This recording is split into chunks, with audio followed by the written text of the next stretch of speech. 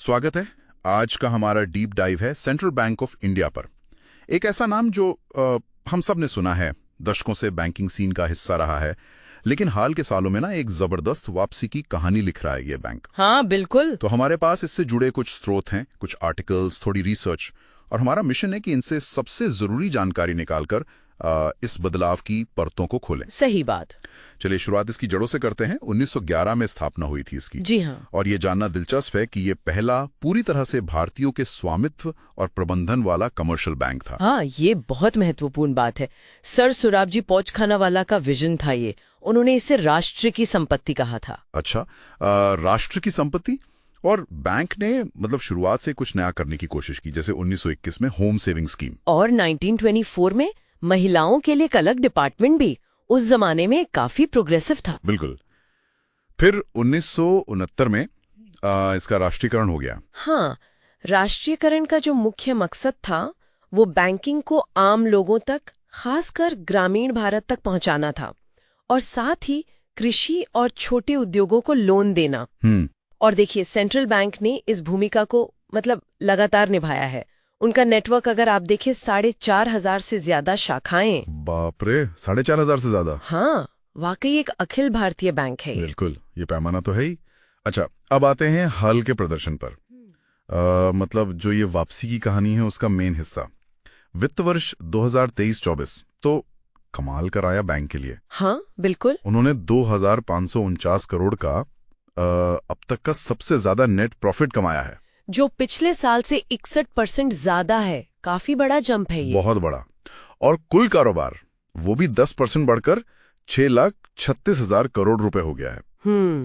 तो लगता है जो मौजूदा एमडी और सीईओ हैं, श्री एमवी राव, उनके नेतृत्व में ये बड़ा बदलाव दिख रहा है। ये जो वित्तीय सुधार है ये वाकई ध्यान खींचता है, और इसके पीछे कुछ ठोस कारण भी हैं। जैसे देखिए, एक तो रिटेल, कृषि और एमएसएमई मतलब रैम सेक्टर्स में अच्छी लोन ग्रोथ रही है, करीब 15.5%। अच्छा। और कॉरपोरेट लोन्स में भी लगभग उतनी ही 15.85% की वृद्धि हुई है। तो एक तरह से बैलेंस्ड ग्रोथ कह सकते हैं, संतुलित विकास। हाँ। और साथ ही जो डिपॉजिट्स हैं, जमा राशि, वो भी 7% से ज्यादा बढ़ी है। ओके। और लोन बुक की सेहत, मतलब अक्सर तेज ग्रोथ के साथ एनपीए बढ़ने का डर रहता है ना। यहीं पर कहानी और दिलचस्प हो जाती है। उनकी जो एसेट क्वालिटी है उसमें जबरदस्त सुधार हुआ है। अच्छा। ग्रॉस एनपीए यानी कुल खराब लोन्स का जो अनुपात है वो 8.44% से घटकर सीधा 4.5% पर आ गया है। अरे वाह, आधा लगभग। हाँ, और नेट एनपीए तो और भी बेहतर है। वो 1.77% से घटकर सिर्फ 1.23% रह गया है। 1.23% नेट एनपीए। हाँ। ये तो काफी कम है, मतलब लगभग निजी बैंकों के लेवल पर पहुंच रहा है। बिल्कुल, ये काफी सराहनीय है। क्या ये सिर्फ अच्छे इकोनॉमिक माहौल का नतीजा है, या बैंक ने अपनी प्रक्रियाओं में, मतलब वसूली वगैरह में कुछ बड़ा बदलाव किया है? देखिए, लगता है ये दोनों का मिश्रण है। बेहतर आर्थिक माहौल ने थोड़ी मदद तो की होगी, लेकिन ये बैंक की अपनी वसूली प्रक्रियाओं और लोन देने की समझदारी में सुधार का भी नतीजा है। और इस सुधार को जो चीज सपोर्ट करती है वो है 93.58% का प्रोविजन कवरेज रेशियो, यानी पीसीआर। 93.58%? हाँ, ये काफी ऊंचा है। हाँ, बहुत ऊंचा है। इसका मतलब है कि बैंक ने अपने अंदाजित खराब लोन्स के लगभग 94% हिस्से के लिए पहले ही पैसा अलग रख दिया है। ये एक तरह का सेफ्टी नेट है जो वित्तीय स्थिरता दिखाता है। अच्छा, तो आंकड़े तो काफी मजबूत दिख रहे हैं। हाँ, लेकिन अगर इसकी तुलना दूसरे बैंकों से करें तो?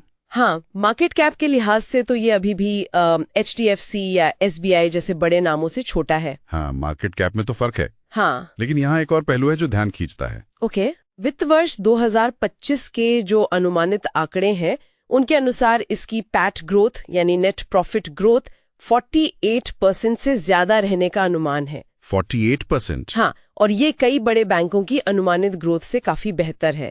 तो ये दिखाता है कि बैंक तेजी से अपनी स्थिति सुधार रहा है, एक तरह के कैचअप मोड में है। अच्छा, ये दिलचस्प है। तो फिर एक सवाल उठता है कि इसका प्राइस टू बुक यानी पीबी रेशियो निजी बैंकों और एसबीआई से भी कम क्यों है, लगभग 1.17 के आसपास? ये एक अच्छा सवाल है। देखिए, कम पीबी रेशियो अक्सर यही दिखाता है कि बाजार या तो बैंक की भविष्य की कमाई को लेकर पूरी तरह आश्वस्त नहीं है, या शायद इसके हालिया सुधारों को अभी पूरी तरह से पहचाना नहीं गया है। वैल्यूएशन में थोड़ा वक्त लग सकता है, हो सकता है। हालांकि बैंक की जो ताकत है, इसका विशाल नेटवर्क, लोगों का भरोसा और सरकारी योजनाओं के साथ इसका गहरा जुड़ाव, हाँ, जैसे कृषि, एमएसएमई या वित्तीय समावेशन वाली योजनाएं, बिल्कुल, इनको नजरअंदाज नहीं किया जा सकता। ये इसकी बुनियाद है। और बैंक नई ग्राहक केंद्रित योजनाएं भी तो ला रहा है।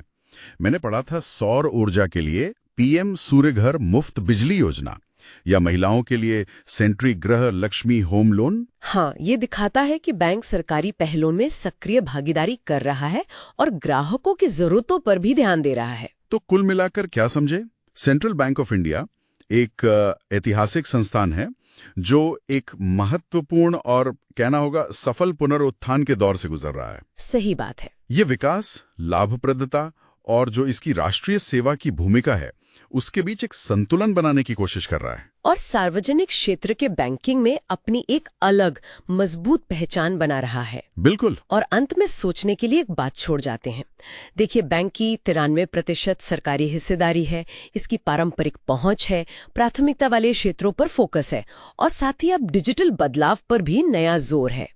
तो इन सब को देखते हुए ये अपने सार्वजनिक सेवा के जनादेश पर खरा उतरते हुए प्राइवेट बैंकों के साथ जो वैल्यूएशन का अंतर है, उसे पाटने के लिए अगला बड़ा रणनीतिक कदम क्या उठा सकता है? ये एक बड़ा सवाल है। हाँ, इस पर भविष्य में नजर रखना वाकई दिलचस्प होगा।